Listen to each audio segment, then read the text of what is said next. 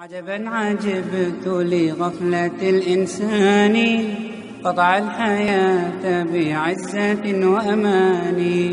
د منبر آواز كانت منزلا عندك بعض منازل الركبان. عجبا عجبت لغفلة الإنسان قطع الحياة بعزة وأمان. فكرت في الدنيا فكانت د تعلیم الاسلام رادیو قدرمنو اوریدونکو د منبر آواز د خپرونې په سلسله کې اوس تاسو پام راړو د محترم مولوي عبدالرحمن صمیم صاحب و اصلاحي بیان ته. په دې هیله تر اخري شیبو ملتیا وکړي. فإلى متى كلفي بما لو كنت تحت الأرض ثم رزقته لأتاني. أبغي الكثير إلى الكثير مضاعفا ولو اقتصرت على القليل كفاني. عجبا عجبت لغفلة الإنسان قطع الحياة بعزة وأمان. الحمد لأهله والصلاة على أهلها، أما بعد، فأعوذ بالله من الشيطان الرجيم. بسم الله الرحمن الرحيم. قال الله تبارك وتعالى: قل إن كنتم تحبون الله فاتبعوني يحببكم الله ويغفر لكم ذنوبكم. صدق الله العلي العظيم. محترمو عزتمنو مسلمانانو رونو، د حسن حسین یعنی د محرم میاشته شروع ده.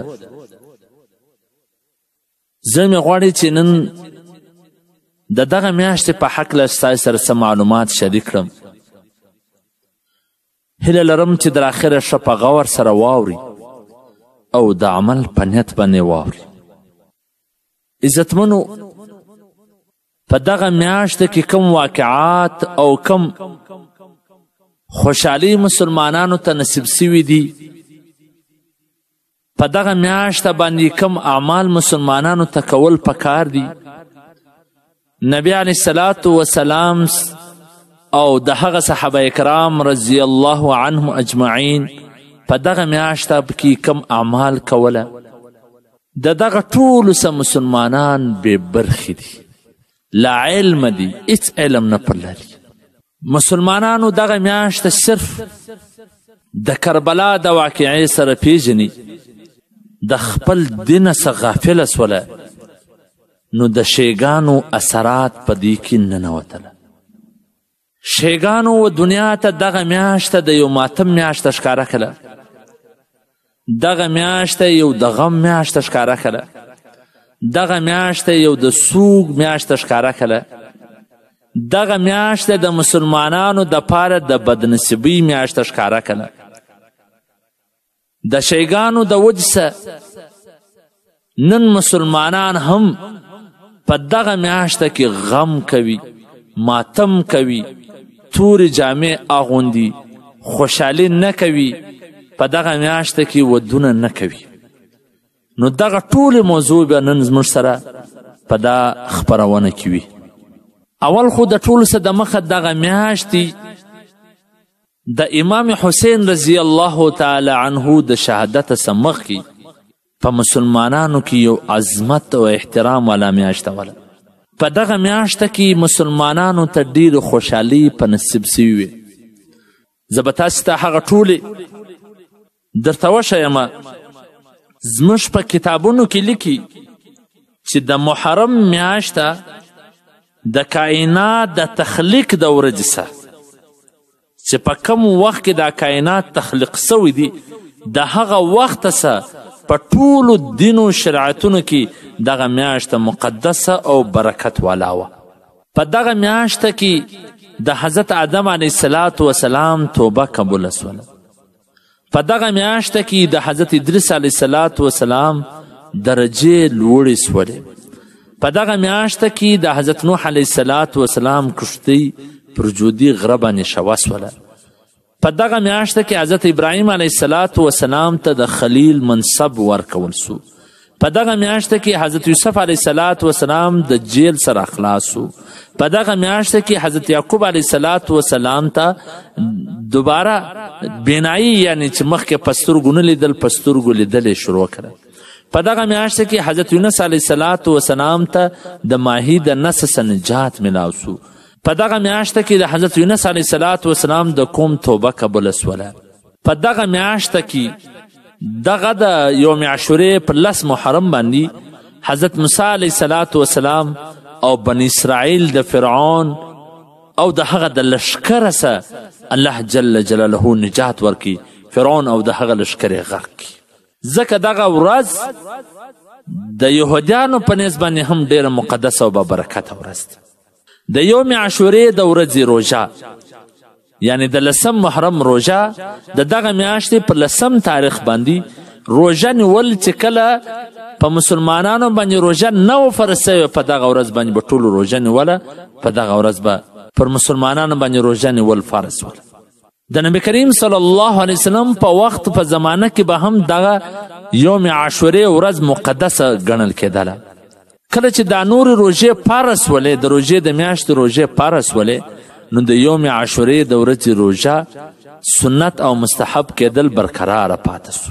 ځکه د صحیح مسلم حدیث کې نبی کریم صلی الله علیه وسلم فرمای چې د یوم عاشورې په ورځ باندې روژه نیول د تیر سوي ټول کال د ګناهونو د مغفرت ذریعه جوړیږي.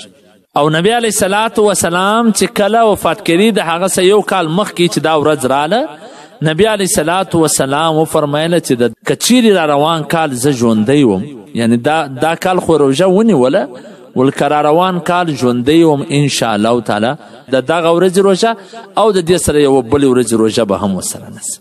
یهودیانو به د دغه ورځې روژه نیوله. نو نبی علیه السلام وفرمایله چې تاسې د دوی سره مخالفت وکړي یعنی دوی پر 10 محرم باندې روژه نیسي تاسې د 9 ورځې روژه هم ورسره ونیسئ. د 9 د 10 دواړې روژې ونیسئ یا د 10 یو 10 دواړې روژې ونیسئ.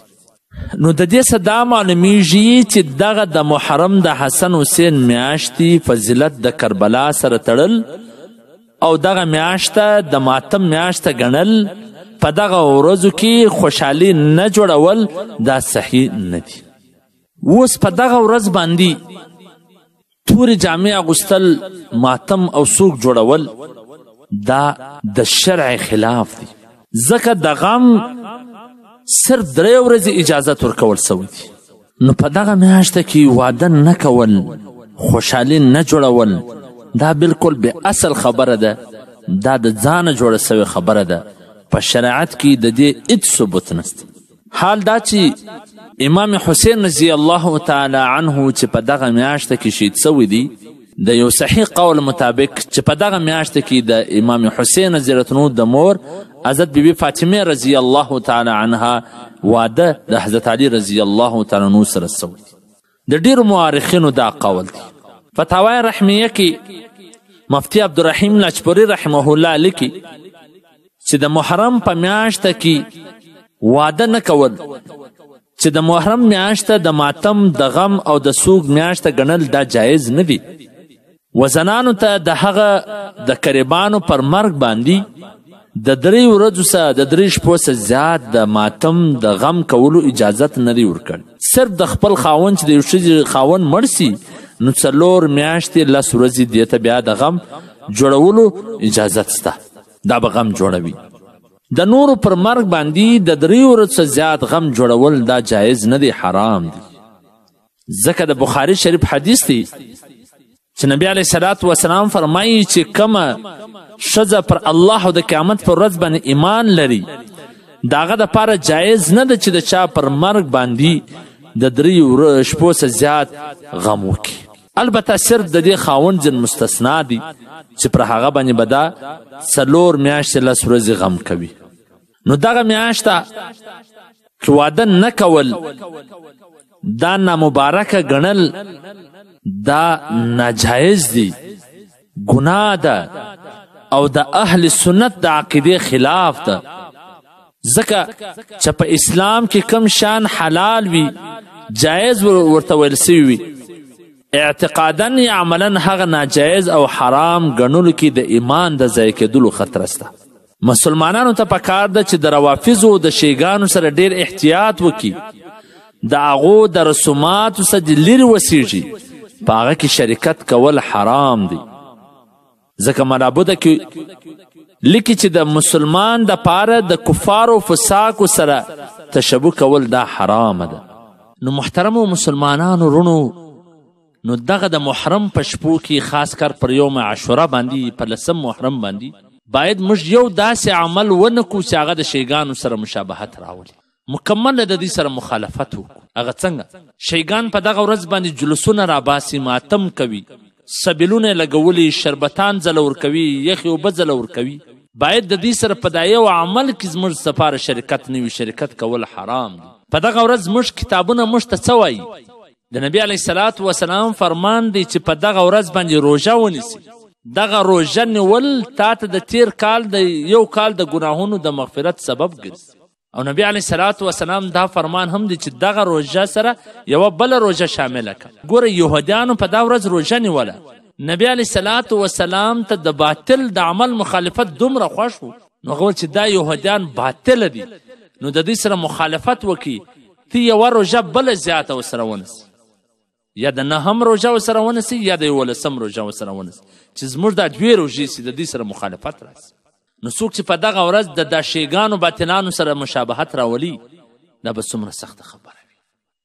په دغه ورځ باندې چې روژه دې ونیوله، ماښام پر خپل کور اهل و عیال باندې دسترخوان پراخ کړه. ځکه د نبي علیه الصلاة وسلام یو روایت دی چې څوک په دغه ورځ باندې پر خپل اهل و عیال باندې وسعت پراخي راولي، دسترخوان پر پراخي، دا ټوله کال به الله جل شانو بیا پر ده باندې وسعت و پراخي راولي، تنګي به بیا پر ده باندې نه راځي. مفتی رشید احمد لدیانوي رحمه الله په خپله فتاوا احسن الفتاوا جلد نمبر اول صفحه نمبر 514 هغه لیکلي دي چې په حدیث شریف کې د یوم عاشورې په ماښام باندې په خپل اهل و عیال باندې عمده خوراکه کول، پراخي پر راوستل، دا ترغیب راغلی دی. هغه وجه دا ده چې په دا ټوله ورځ د سړي روژه وي، نو ماښام روژه مات شه پراخ وکړه، په اهل و عیال باندې ښې غوښې وخوره، وریجې وخوره، نور چې کم پراخۍ ستا په وس وي هغه پر راوله. داسې نه لکه شیګان چې په دغه ورځ باندې خوراکونه کوي، په دغه ورځ باندې هغه سبیلونه لګوي، په دا ورځ باندې هغه دیګونه پخوي، حلیم پخوي. ګورئ د هغه خوړل شرعاً بالکل حرام دی، ناجایز دی. کم شان چې شیګانو پخ کړي وي، شیګانو و خلکو ته ځله ورکړي. ځکه ګوره دا ګوره سبیل حسین، سبیل عباس، سبیل حسن رضی الله عنهم، د هغو په نامو باندې لګولي، د هغو په نامه یې ورکوي. ځکه الله فرمایي وما اهل به لغیر الله، د الله څه سوا چې د الله پر غیر باندې کوم شی خیرات سوی، دغه خوړل جایز نه دي، حرام دي. نو په دغه ورځ د شیګانو خوراکې کول بالکل حرام، ځکه دوی د الله په نامه خو نه ورکوي، د امام حسین رضی الله عنه په نامه ورکوي، یا د حضرت امام حسن رضی الله تعالی عنه په نامه باندې ورکوي.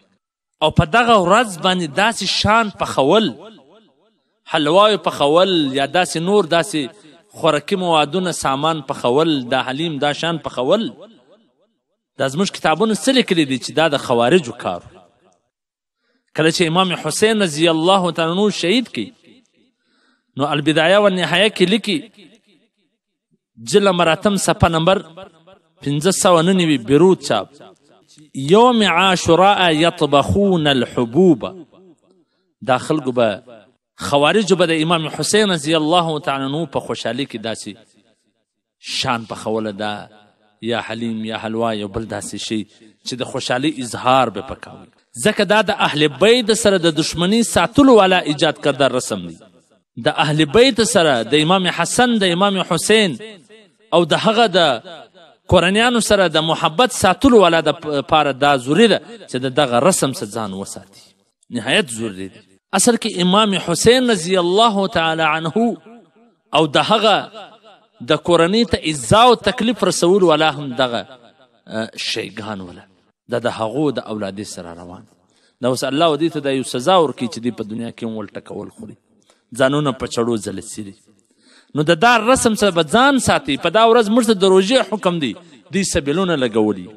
او په دغه ورځو کې دغه رنګه 10 11 9 په دې ورځو باندې ډوډۍ پخول، د حضرت امام حسین رضی الله عنه د روح د ایصال ثواب دپاره دا طریقه هم صحیح نه ده، د ډیرو قباحتونو مجموعه ده چې کم ارواحو کم روحانو ته چې ایصال ثواب ته هغه ته ثواب ورسوي ته هغو ته ثواب ورلیږې هغه د نفع نقصان مالک ګڼې د هغه اکابرو په نامه باندې دغه ډوډۍ پخوي خیراتوي دا شرک دی او داسې کول داسې خوړل د ما اهل به لغیر الله کې داخله دی او حرام دی د دغه وجه څخه حرام دی.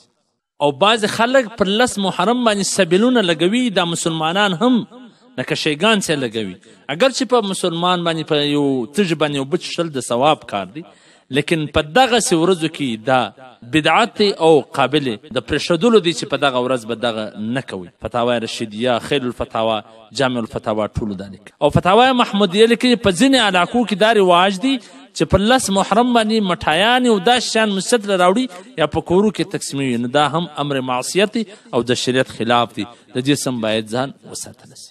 نه عزتمنو لکه څنګه چې عام نارمل دا نورې ورځې او شپې دي نور میاشت دی داسې دا هم یو میاشته ده خو د نورو میاشتو سره لکه څنګه چې د نورو ځینو میاشتو فضیلت راغلی دی داسې ده محرم د میاشتو فضیلت هم راغلی دی هغه داسې نه چې د کربلا د واقعې سه بلکې د کائنات د پیدا کولو د وخت سه دغه فضیلت د دې میاشتې ده را روان دی او په دغه میاشته باندې د غم د ماتم د دې څه باید ځان وساتلی سي کوم چې موږ ته شریعت حکم کړی دی په هغه باندې عمل وسي په دغه ورځ باندې په دا نهم لسم باندې یا په لسم یو لسم باندې روژه ونیول سي او په دغه ورځو باندې پر خپل اولاد پر خپلو کورنیانو باندې دسترخوان پراخ کول سي او د شیګانو چې کوم اعمال دي د هغو سره بلکل ځان وساتلی سي هسې نه چې موږ د هغو سره په مشابهت کې چې من تشبه بقوم فهو منهم چې څوک د چا سره تشبه اختیاروي هغه به هم د هغه کومه سوي.